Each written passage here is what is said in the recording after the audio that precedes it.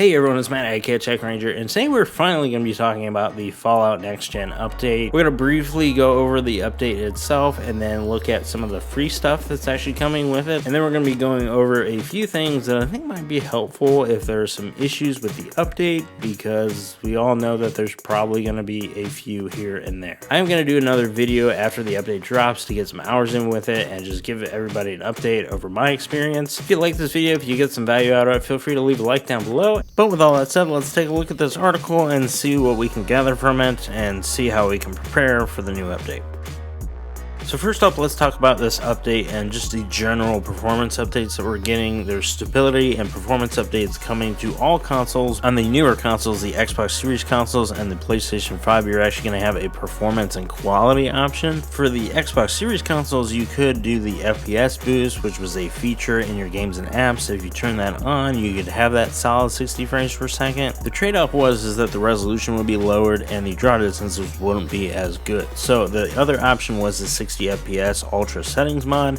The only caveat with that is that things like God rays and lens flares kind of made it to where you needed to add other performance mods so the game could run more smoothly. PlayStation 4 and Xbox One are also going to get some stability updates, which should hopefully make areas like Boston a little bit more playable. PC is also going to be getting some updates, and things like widescreen, and then the Japanese and Chinese players that have been unable to access mods, you now will be able to, and you'll be able to play it on the Steam Deck as well if you want to play Fallout that way. I'm thinking this is probably where the issues are going to start on PC, just because mods are made on PC. For example, the Fallout London expansion mod on PC, that's actually getting delayed since they're expecting some issues with the update. As far as console goes, just because this is an update to the game, it's not actually a brand new game, I don't think there's going to be any massive issues on console, but that might be famous last words. I'm going to touch on that in the third section of this video.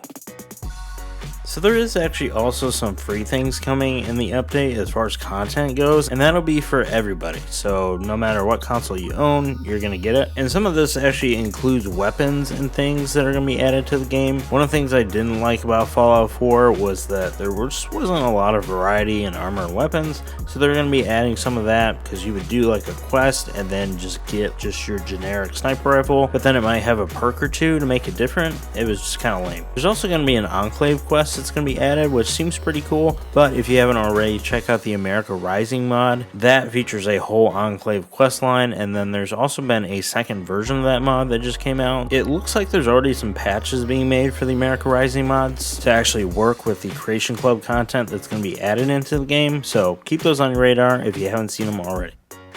So now let's take a look at a few things that we can do in order to prepare if there's some issues with the update on console. First up, I would probably recommend just making a hard save of your game. Sometimes with quick saves on Skyrim, for example, if you try to load up a game after changing a bunch of mods, it might just corrupt the save because there's an update. We're not really sure what's going to happen with mods. It might be good just to have a hard save. That way you can load that one. Heck, maybe even make a duplicate. This next one, and it's probably the obvious one, is to record your list somehow. Write it down, do a recording on the console, just something to have a list where you can go back and reference if you need to clear your reserve space. Now, that Fallout London update did mention that they might have some UI elements and things like that might break, so I'm expecting Def UI might actually need an update after this update. Just make sure you record your mods somehow, just in case there's any issues. That way you can go back and see which ones are the problem ones and then leave those out if you have to reinstall things. Last one, and it's not really a tip but an honorable mention, is if you've been planning on starting a new save, or you watched the Fallout show and you just got that itch to start a new game,